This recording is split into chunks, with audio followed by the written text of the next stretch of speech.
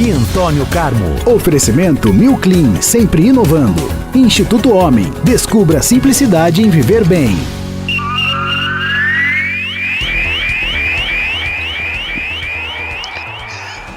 Vamos falar de esportes, o bate-papo de todos os dias com Antônio Carmo, eclético. Boa semana, Carmo, bom dia.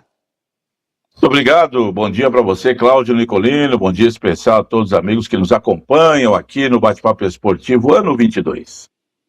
Muito bom, vamos começar, é claro, pagando dívida, meu querido Antônio Carmo. Nós tivemos dívida com o nosso ouvinte na sexta-feira, quando homenageamos, falamos aqui, da morte do Leivinha, grande craque do Palmeiras dos anos 70, da segunda academia, que nos deixou na última semana, vinha sofrendo já com mal de Alzheimer, estava recluso há um certo tempo e nos deixou na última semana. E a gente prometeu aqui um gol do Leivinha, acabou soltando um gol que não era do Leivinha, então agora a gente vai corrigir o equívoco aqui e colocar o gol do Leivinha em 1971, um Corinthians e Palmeiras, épico que deu Corinthians 4-3, mas o Leivinha guardou dele. E o Fiore Gigliotti estava lá para a gente conferir o gol. Dizíamos que o Corinthians estava crescendo demais. A coisa se complica seriamente para o Alviverde. Desce o Alviverde, bola para o Leivinha, penetrou pela direita, chutou. Gol!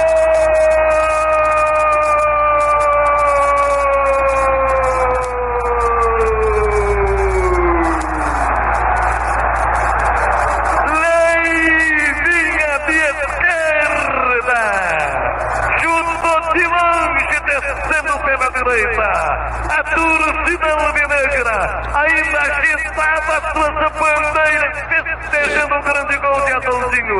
Leivinha chuta de longe, desempata e desmancha outra vez toda a alegria da torcida corintiana.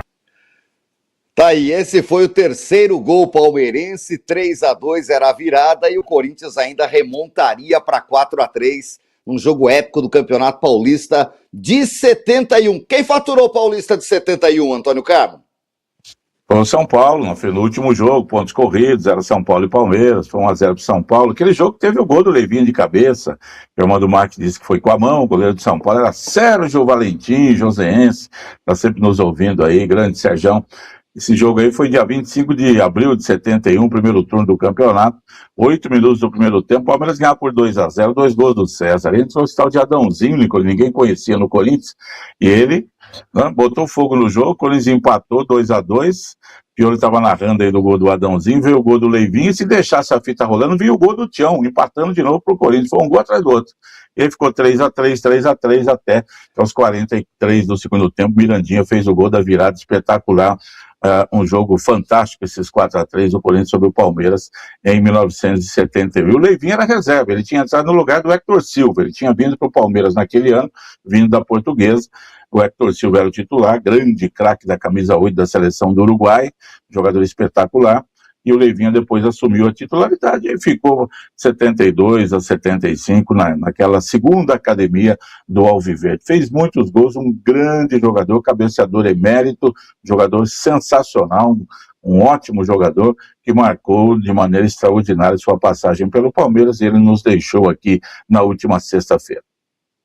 É isso, meu querido Antônio Carmo. Aliás, eu li uma crônica na sexta-feira deliciosa do nosso colega Sérgio de Paula, que está lá em Caraguatatuba, falando que viu o Leivinha no Linense, surgindo aí com 16 anos na década de 60, ele surgiu no Elefante da Araraquarense, no Linense, e após um amistoso contra a Portuguesa, os dirigentes da Portuguesa foram lá em Lins, conversaram com a família e levaram o menino logo depois para a Portuguesa. Na Portuguesa ele estourou e aí foi para o Palmeiras e se consagrou na segunda academia, naquele meio-campo fantástico ao lado de Dudu e Ademir. Certo, Antônio Carmo?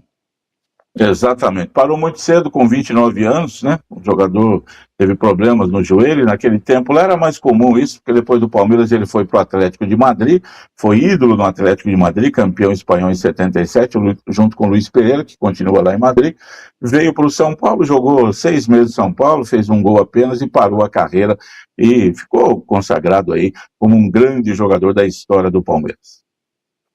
É isso. Hoje, aniversário da morte de Fiore Giliotti, que narrou esse gol em 71, ele que foi o titular do Scratch do rádio por cerca de 30 anos, entre as décadas de 60 e 90 na Bandeirantes. Teve uma história maravilhosa. Daqui a pouquinho a gente faz mais homenagens a Fiore Giliotti, o locutor da torcida brasileira que transmitiu esse jogo em 71 e tantos jogos nesses 30 anos de Bandeirantes. Hoje está fazendo 20 anos que ele nos deixou. Olha, eu vou começar agora falando dos esportes, Antônio Campos, do final de semana, pelo comentário do Fogaça, que está sempre com a gente aqui em áudio e vídeo no YouTube. Aliás, todo mundo está convidado para nos acompanhar em áudio e vídeo também. Ele fala assim: bom dia, se deu o Zverev, pode dar a seleção. É verdade. Eu gostei dessa. O Zverev, que o Antônio Carmo chama de seleção do México, né? Que parece que vai, mas nunca vai. Dessa vez foi, ganhou o Roland Garros, né? O Roland Garros da zebra deu Zverev, foi o campeão. Aliás, nós não falamos aqui semana passada, o menino brasileiro saiu nas quartas de final, tomou um sonoro 3-0. Eu acho que faltou perna, porque ele vinha de 2 jogos de 4 horas e 4 horas e meia, e aí ele não resistiu nas quartas de final, ficou fora, mas fez aí um belíssimo trabalho em Roland Garros, apareceu para o mundo o nosso querido João Fonseca. Mas o Zverev ganhou Roland Garros, ele fala, se é assim, pode dar a seleção brasileira na Copa do Mundo, a seleção brasileira que ganhou do Egito, a duras penas no sábado, meu querido Antônio Cabo. Você pode escolher, você quer começar falando da seleção ou de Roland Garros, tá bom? Da seleção do México, né? Que eu falo que o Zverev é a seleção do México. O Julema jogou como nunca e perdeu como sempre. O Zverev era isso, né? Nunca tinha ganho um grande slam. E ganhou, então, o Roland Garros no último fim de semana. Ontem, ao bater o italiano, o Fábio Cobolli, 3-2. Deu trabalho, hein? Fez 6-1, tomou 6-4, fez 6-4, tomou 7-6, e aí fez 6-1 no quinto set, e acabou ficando com o seu primeiro título de Grand Slam. Ou será que é o México que vai surpreender esse ano aí? Então, o alemão, Alexander Zverev, ganha o seu primeiro Grand Slam. Conseguiu também num torneio que, com todo respeito, né, o Alcaraz não jogou, o Sinner foi eliminado logo, o Djokovic também, o Zverev, que era, né, o terceiro do ranking, o terceiro do ano, tinha meio que obrigação de fazer uma coisa melhor, fez e chegou aí. O brasileiro João Fonseca tivesse passado lá pelo seu jogo contra o jogador da República Tcheca, ela teria enfrentado justamente o Alexander Zverev, seria muito interessante. Parabéns, aí até que enfim o Zverev ganha. Nicolini, antes de falar de seleção, só está mandando aqui uma mensagem que chegou do Cássio Tarcitani de Sorocaba, diz que está sempre ligado conosco, ele disse que nasceu em 1972, nasceu em 72, e hoje ele pôde ouvir o Fiore Giliotti, que emoção, diz ele, logo cedo, narrando um gol do Leivinha, né? Abrem-se as cortinas e começa o espetáculo, dizia Fiore Giliotti. Um abraço para o Cássio aqui, que está sempre nos ouvindo e tem certeza preocupado com essa seleção brasileira. E, né, Nicolini, está assim naquela. Bom, nada de extraordinário por aquilo que a gente tem comentado. Eu, pessoalmente, acho que o Brasil fica aí entre o 5º e o 7º melhor time dessa Copa do Mundo. Pode ser campeão? Pode. A Copa do Mundo é totalmente diferente, engrena de repente, começa goleando o Marrocos, a coisa vai, e aí o Vini Júnior faz 20 gols e pronto, e torna-se o novo Pelé, aquela coisa pode acontecer? Pode. Mas é pouco provável que isso venha a ocorrer. Ganhou do Egito sábado, um jogo mais complicado do que tinha sido contra o Panamá, claro, o Egito vai para a Copa, assim como o Panamá, mas tem outro patamar, apesar de que nunca ganhou um jogo de Copa do Mundo, mas o Egito também poupou os seus jogadores, tanto é que seu craque, Mohamed Salah, o Salah ficou no banco, entrou no segundo tempo e mesmo assim ficou ali na meia direita, ocupou um espaçozinho ali de 5x5 e não saiu dali, né? Não ficou correndo muito não, porque ele quer mesmo, todo mundo quer jogar a Copa do Mundo, Nicolini. Os jogos agora, eles são preparativos, mas também, né, de recuperação. Tá? Você vê que o Brasil perdeu o Wesley, o único lateral direito de ofício, porque o Danilo não é mais lateral. O Danilo foi lateral no Santos, quando ele surgiu campeão da Libertadores 2011, e na seleção passada, em 2022, ele já foi criticado demais e perdeu a posição. Chegou a perder a posição para o Daniel Alves, ele não jogava mais. O Danilo não joga de lateral faz 5, 6 anos. Ele é reserva na zaga do Flamengo. Não devia estar lá. Ele está lá porque é muito amigo do Ancelotti. Aquelas convocações que a gente sabe existem sempre, né? Aí o Wesley foi cortado e ontem a comissão anunciou, vai vir um novo lateral. Achei que iria o Vitinho do Botafogo, que para mim seria assim, dentro de uma característica normal, né? Sai um, entra outro, seria ele, mas não. Aí convocou o Ederson, volante do Atalanta, que está se transferindo para o Manchester United. Por quê? Né? Por que vem essa convocação de um volante? Assinou o BO? Assinou o BO, ele viu que ele não tinha convocado os caras do meio que ele precisa, Antônio Carlos, achando que jogar só com Casemiro e Guimarães ele ganhava a Copa, e não é bem isso? Aí me parece isso, né? Aí eu vi um comentário, ele corrigiu a rota, mas ninguém falou no começo que estava faltando um jogador para o meio campo. O Casemiro sem rota, não vai dar. Minha opinião, o Casemiro começa a Copa como capitão Marquinhos, né? Começa a Copa como titular, mas não termina, não vai terminar. Ele é um jogador, um volante que vai muito à frente. O Fabinho, totalmente diferente, né? Característica, o Fabinho é guardador de zaga, fica na frente da zaga, e quando ele entra, a coisa se acerta melhor no setor defensivo, que foi uma várzea no sábado contra o Egito no primeiro tempo. O Egito deitou e rolou, né? Tinha posse de bola, chegava com facilidade, espaços imensos, né? E aí com a entrada do Fabinho, aqui não passa mais ninguém, segurou ali. O Paquetá, veja você, Nicolinho, que nós elogiamos pela atuação contra o Panamá, por quê? Porque ele jogou de meia. Com meia todo mundo joga, mas jogou de meia, armador ali, fazendo a função. Mudou a posição dele, jogou ele lá pela meia direita, já sumiu. Você viu ele em campo no sábado? Deu um passe lá pro Igor Jesus, o grafite. O Igor Jesus, não, o Igor Thiago, é um grafite grosso, disfarçado, né? Grosso. É grosso, ruim de bola. Ele é, grosso. Olha, Serginho Chulapo, que a gente falava que era grosso, é o Johan Cruyff perto dele. Gênio. Fazia gol de tudo quanto é jeito. O Igor lá perdeu 2 gols, porque ele não sabe dominar a bola com a perna esquerda, deu para notar, né? Ele vem, a bola na perna esquerda, ele parece ele recebe a bola e tropeça na bola. Tropeça na bola. Mas eu falei, calma, mas não vai dar certo. Também acho que esse daí não conta com ele, não. E já o Hendrick tá voando, mais jovem, com mais força, e o Hendrick não pode jogar junto com o Igor, os dois são centroavantes, a gente viu contra o Panamá. Deixa o Hendrick de centroavante. Não acredito que vai começar como titular, porque parece que o Ancelotti tem alguma coisa contra ele desde o tempo de Real Madrid, não sei o que vai acontecer. O que eu vejo assim, Nicolas, Ancelotti não tem o time definido, quebra a cabeça, numa dessas aí ele bota o Ederson para começar jogando, né? Ver o que vai acontecer. Então, o Brasil ainda não está definido. Aí você pega Luiz Henrique, joga bem uma partida, joga mal na outra, aí você tem o Vini Júnior que perde gol, cara, carrega a bola desde o meio campo, Nicolas, quando chega já dentro da área, já dá um tapa ali, carregou até chegar a meio metro do goleiro, aí fica fácil pro goleiro, né? Então, não tá bom, não tá legal, né? A defesa no primeiro tempo foi horrorosa contra o Egito, melhorou no segundo tempo, não sei quem vai ser titular, eu acho que nem o Carlo Ancelotti, viu, Nicolas, sabe quem que eu jogo aqui, quem que eu ponho ali, eu acho que se ele pudesse falar, acho que eu vou cortar mais uns 2, para dar uma ajustada aqui no esquema, mas você vai cortar de que jeito, né? Agora só por contusão. E aí o que faz? Então vai ter que ser isso aí. E ontem, Nicolini, teve Marrocos e Noruega, que parecia jogo de Copa do Mundo. Marrocos fez 10 minutos de um jogo assim que você falou, meu Deus do céu, dá a Jules Rimet, que não é mais Jules Rimet, dá a taça FIFA pro Marrocos, vai ganhar o campeonato. Espetacular. Mas depois 2 jogadores se lesionaram e tal, saíram, não sei nem se vão ter possibilidade de jogar a Copa do Mundo. Belo time do Marrocos, que a gente já conhece, está invicto a 29 jogos. Desconta aquela derrota pro Senegal que a FIFA tirou, vai dar trabalho. Não se assuste se o Brasil engrossar na estreia, hein? Eu penso exatamente como você. Já um teste duríssimo para o Brasil, o Marrocos está mostrando isso. E a Noruega também, não é só o Haaland. A Noruega tem um time muito bem escalado, um time vertical que ataca e que buscou o empate 1-1 e que vai dar trabalho no grupo da França, lá onde ela está. Noruega, essas 2 seleções, né, chegam quietas ali, não fala assim, você vai apostar na França, no Brasil, na Espanha para ser campeão. Não, mas olha, se deixar, o Marrocos chegou em 4º lugar na última Copa, alguém esperava Marrocos chegar na semifinal e cair lá diante da França, acho que foi isso.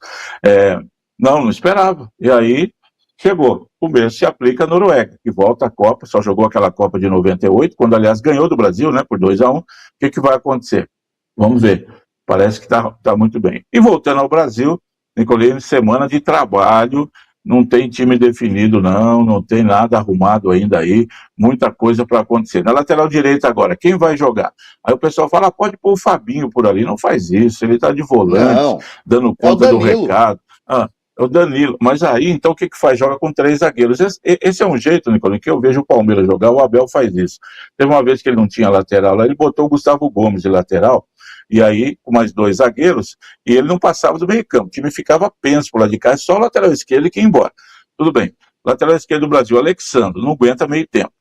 E o outro lá, o Diogo Santos, lá, o Douglas Santos, Filipão diria, que isso, né? Não consegue cruzar uma bola. Então, nós não temos lateral para a Copa do Mundo, Nicolini. Nós vamos jogar sem lateral, tá certo? Já fui Roberto Carlos, se puder ir lá, dar uma força, vão ajudar, tá bom? Não tem lateral. Nós estamos mal nisso aí. O Aduil, nosso grande amigo, colega de imprensa, ele até falou aqui para mim assim, olha, Nicolini, se eu sou o Ancelotti, eu fecho a casinha igual a 94, já que não temos lateral, põe 3 zagueiros e 2 volantes. Dá bola pros caras e bola pra frente pro Rafinha e o Vinícius Júnior resolver sozinho lá na frente. E aí, pode ser meio isso que o Ancelotti vai fazer? Traz o Danilo, 3 zagueiros, bota 2 abertos na frente, que não são laterais, e aí 2 ponteiros, Antônio Carlos, para fechar e apertar o adversário e ficar aqui atrás fechadinho com 5? Ele quer jogar com 4 atacantes, sei o quê, isso, aquilo, outro. O italiano não tem essa atração pelo ataque, né, Nicolini? O futebol italiano sempre retrancado, fechado, de marcação. E o Carlo Ancelotti, só que ele jogou com o Paulo Roberto Falcão, ele jogou com o maior camisa 5 da história do futebol do Brasil, lá na Roma, então ele gosta de ver. Mas não dá. O Adoil tem razão aí, é pertinente o comentário dele, porque deixar o meio-campo aberto ali, né, largado, e achar que Casimiro e Bruno Guimarães, que fez um bom jogo, atuou melhor, tinha feito uma partida ridícula contra o Panamá, já no sábado passado ele se destacou, para mim foi o melhor jogador do time no primeiro tempo, fez o gol, não pelo gol, mas atacou, cruzou, fez jogadas, foi para a linha fundo, né, foi um jogador mais efetivo, que não houvera sido no primeiro jogo. Então, daqui a pouco, sabe o que acontece, Nilton? Tudo vai depender desse primeiro jogo, viu? Você não tem a dúvida. Se o Brasil jogar mal, perder de Marrocos, muda tudo para o segundo jogo. Se conseguir ali um empatezinho, uma vitória magra, muda um pouco, né? Eu não acredito numa vitória soberba, fácil do Brasil contra o Marrocos, não, viu, Nicolini? De jeito nenhum. Acho que vai ser um jogo meio a meio. Pode o Brasil, de repente, dar tudo certo, ganha de 3-0, aquela coisa que a gente vê no futebol, né? As partidas não são escritas previamente. Então, temos que esperar. Mas que não está passando confiança, não está, né? E essa substituição do Ancelotti aí, olha, me deixou muito preocupado. Realmente parece que não sabe ainda o que está fazendo. É isso, vamos acompanhar. O Brasil estreia sábado, meu querido Antônio Carmo, 19h, contra o Marrocos. Não vai ser fácil, tenho certeza disso. Já começa com uma baita prova de fogo. Alô, torcedor, vamos torcer muito pro Brasil, mas não se assustem. Talvez se o empate seja um bom resultado para ganhar os outros 2 jogos e tentar fechar em primeiro. E eu não me assustarei nem um pouco pela bola que mostrou o Brasil se a gente apanhar do Marrocos no primeiro jogo e ser a maior dor de barriga da história para encarar depois o Haiti, meu querido Antônio Carmo, com a obrigação de vencer e a faca no pescoço, viu? O Brasil estreou em 2018 empatando com a Suíça, 1-1, depois ganhou os outros 2 jogos e se classificou. Normalmente o Brasil começa bem, começa ganhando, né? Mas vamos ver. Não tenho assim essa confiança faz muito tempo. Do Carlo Ancelotti, Nicolini, que pouquíssimo, não vejo nenhuma crítica aí da grande mídia a ele, né? Parece que só porque ele é Carlo Ancelotti não pode criticar. Ah, se fosse o Luxemburgo, se fosse o Cuca, fosse o Renato Portaluppi, nossa, os caras estavam, né? Essa substituição, tá louco, não sei o quê. Como é o Carlo Ancelotti, o mister, não, ele conhece tudo, ele sabe, ele está preparando, ele está arrumando a casa. Tomara seja verdade, né? Mas que o trabalho dele, para mim, até agora, é um trabalho em que Fernando Diniz está empatado com ele, para mim é tudo igual. meu querido Antônio Carmo. Fácil não.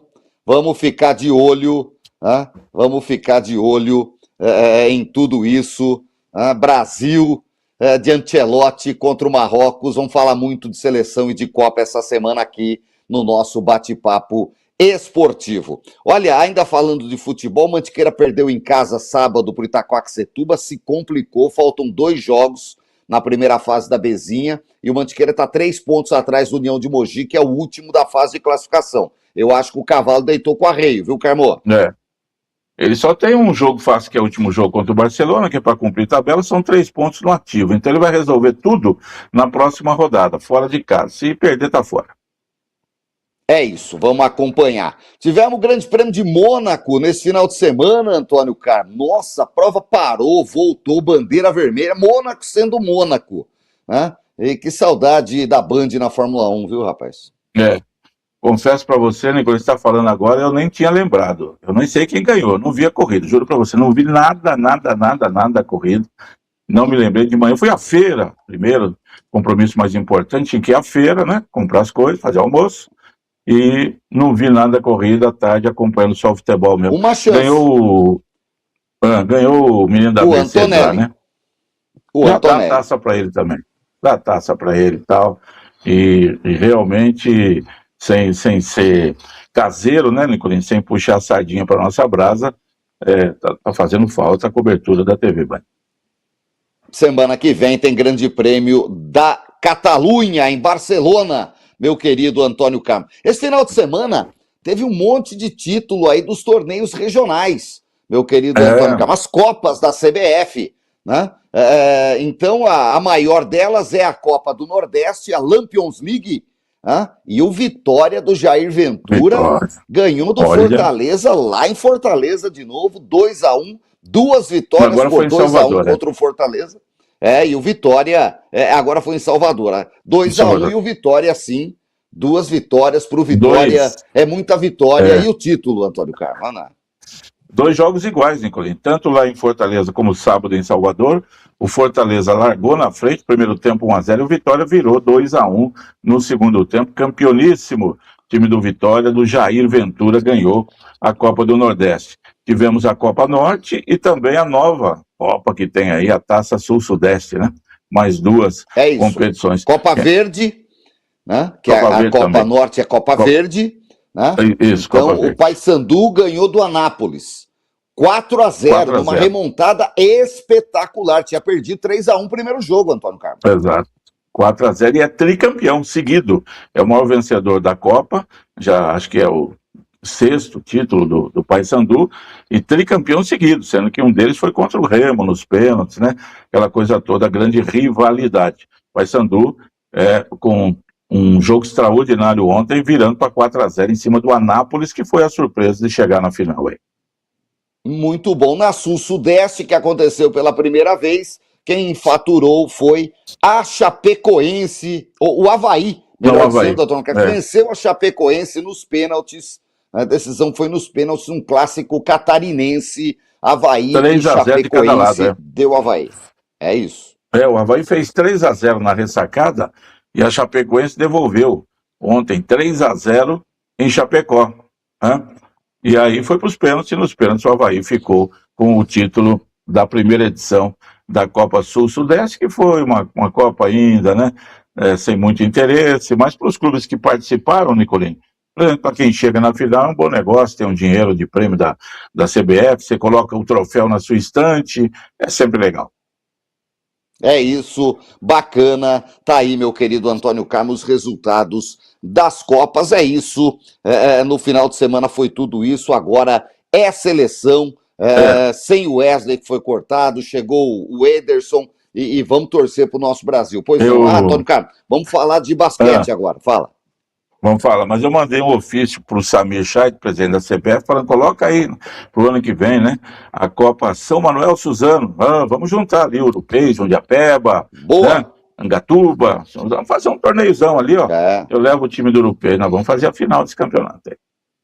Samanelense, o América, vamos todo mundo lá, a galera falou que o caminhão ainda tá firme para levar a rapaziada, viu, Antônio Carlos? Bons tempos, andei nele. É isso, porque jogo dessa Copa tem que ir de caminhão de turma. Caminhão, não tem jeito. Claro, todo mundo na carroceria. A gente ia junto lá no time do Europeu para jogar em Suzano. Era uma festa. Olha, dito isso, Antônio, vamos falar de basquete. Você cantou a bola, né? E falou assim, ó, Pinheiros ganhou lá no Ibirapuera, em Franca, no gato não passa com o rabo em pé. Não passou, o Pedrocão lotado e a Francana, o time de Franca fez a festa perante a sua torcida e consegue o inédito pentacampeonato seguido. É isso, Antônio Carlos?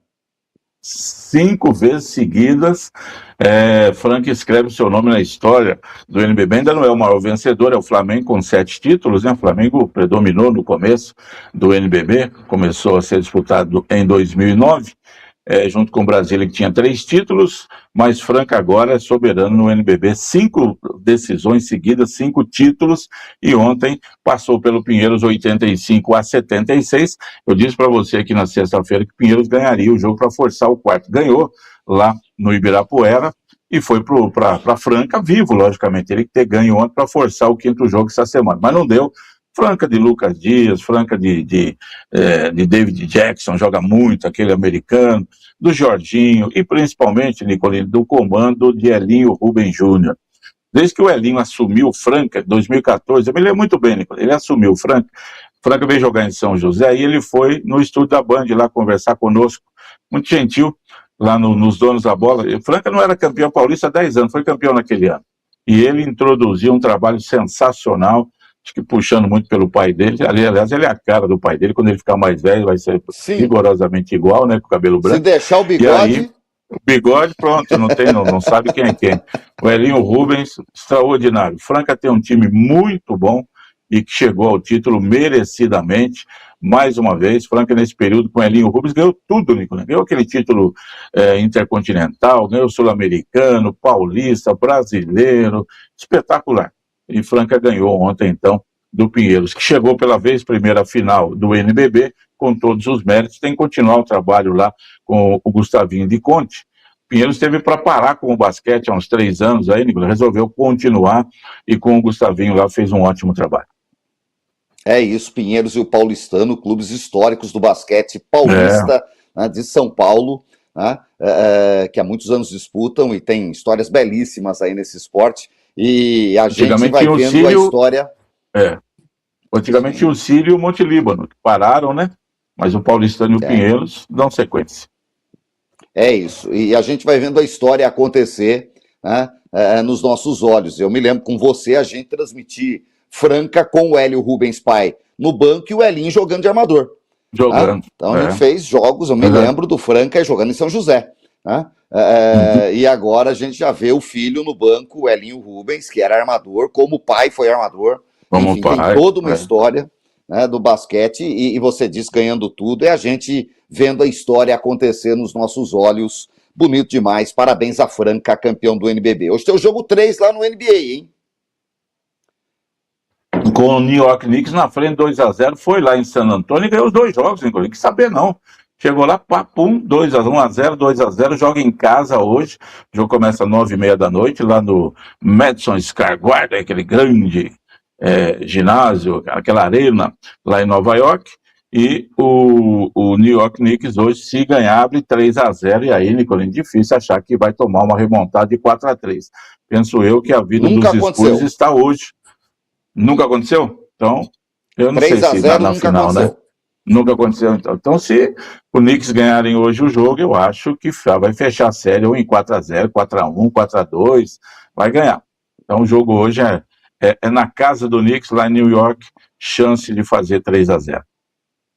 E o vôlei feminino do Zé Roberto desbancou a Itália, Antônio Carlos, no final de semana, que não perdia não sei quantos jogos, parece que 39. Tá falando o Claudinei aqui. A Itália é o bicho-papão do vôlei feminino dos últimos tempos. E o Brasil ganhou de 3-2, num jogo histórico, tá liderando aí a fase da Liga das Nações, aí tá voando, pinta como favorito para faturar o caneco, que já não ganha um certo tempo, viu, cara?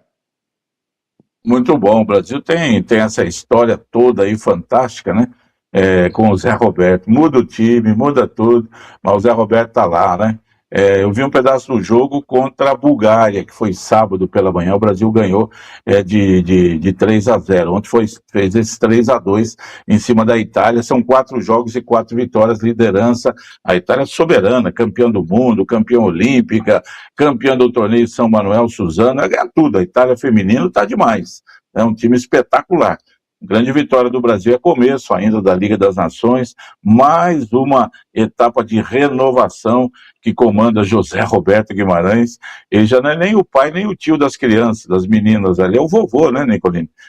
Das meninas. José Roberto, em 92, foi campeão olímpico, primeiro título do vôlei masculino, né? 92, veja você, já quanto tempo faz isso aí? E depois, campeão feminino também, bicampeão olímpico, um trabalho espetacular.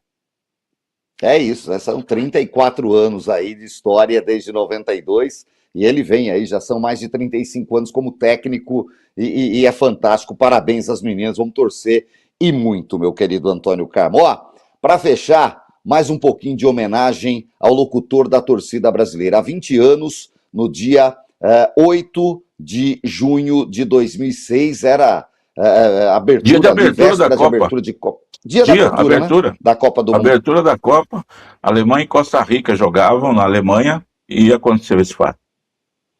A morte de Fiore Giliotti. Ele que povoou os lares brasileiros, principalmente nos anos 70 e 80, quando a televisão não mostrava futebol domingo à tarde. E todo mundo que gostava de futebol tinha que acompanhar pelo rádio. E o Fiore era o locutor do jogo das 4 da tarde, era o locutor titular da Rádio Bandeirantes de São Paulo, que em ondas curtas atingia aí todo o interior, todo o Brasil, e fazia um grande sucesso. Era, sem dúvida alguma, a maior audiência do Brasil do rádio esportivo. E eu separei aqui, Antônio Carmo, uma homenagem, uma abertura de Copa do Mundo, tá? 1982. O Brasil, no dia 14 de junho, estreou na Copa de 82 contra a União Soviética. Valdir Pérez já entregou de cara, né? Sim, o Brasil tomou 1-0, virou um barata-voa, né? Um barata-voa, o time perdido, demorou para se acertar, e no segundo tempo o Sócrates empatou e o Éder trouxe a vitória no finalzinho, do jeito Éder de ser, um baita de um ponto esquerda, o Éder Aleixo, na época pelo Galo, foi para a seleção, e o Brasil ganhou da Rússia 2-1, certo? A história é essa. A história é essa. Alan Bal, não era Alan Bal, não era da Inglaterra, acho que era Bal o nome do jogador da Rússia, da União Soviética, fez 1-0, bola no meio das pernas do Valdir Pérez, e depois no segundo tempo essa virada, e o gol do Sócrates espetacular, saindo da esquerda para a direita, cortando 2, chutando no ângulo do goleiro Dassaev, goleiraço da União Soviética, e depois aquela jogadinha, né, do Falcão abrindo as pernas, deixando a bola passar, o Éder levantando e finalizando no ângulo também, já no finalzinho do jogo. Uma partida em que o árbitro ajudou, viu, Nicolino? O Luizinho cometeu 2 pênaltis nessa peleja aí que o árbitro não deu a favor da União Soviética, ajudou o Brasil. Mas os 2 gols do Brasil foram maravilhosos. Estreia de Copa é sempre difícil, o Fiore já falava. Põe o Fiore aí, Dino. Pra cima, caiu, ficou pra Sócrates, pintou, arrumou, tem chance, bateu,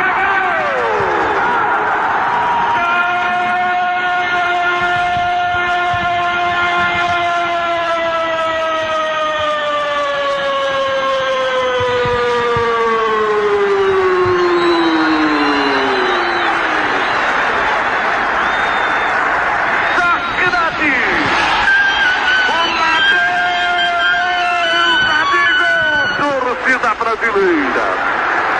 Estremece o estádio de Sevilha. Depois de tanta luta, depois de tanto sofrimento, depois de tanta espera, quase se transformando em lágrimas, prevaleceu o talento, emergiu o talento, com uma grande finta e um tiro terrivelmente poderoso. Aplausos para ele, porque ele merece. Sócrates, Sócrates, Sócrates, número 8. O tempo passa. Meia hora de jogo, etapa final. Tá aí o Fiore Giliotti com seus bordões. Que beleza, Antônio Carlos, seus bordões, o tempo passa, aplausos para ele, porque ele merece, Antônio Carlos. O doutor jogava muita bola nessa época. Muita bola, cracaça, espetacular. E aplausos para você que foi buscar aí essa narração do Fiore Gilhote. Na época de Copa do Mundo, eu acho que é bom a gente preparar esses gols aí do jeito que está a seleção do Carlo Ancelotti, para a gente sempre brindar os nossos ouvidos. É o Cássio lá, que estava aqui escrevendo para a gente lá de Sorocaba, né? Feliz da vida aí, ouvindo então as transmissões do Fiore Gilhote, né, que depois terminava, né, apita o ar, fecham-se as cortinas e termina o grande espetáculo. Muitos bordões, né, do Fiore Gilhote, que nos deixou então há 20 anos. Um nome, né, marcante, espetacular. Nicolas, você falou dos anos 70 e 80, dos anos 60, Fiore já apresentava o Cantinho de Saudade na Rádio Bandeirantes, contando histórias, falando de ex-jogadores dos anos 60 e 70. Um marco maravilhoso na vida do rádio esportivo brasileiro. Ótima semana, Carmo. Muito obrigado, Cláudio Nicolina, você, os amigos todos que nos honram, sempre com audiência aqui no Bate-Papo Esportivo. Ótima semana e até mais.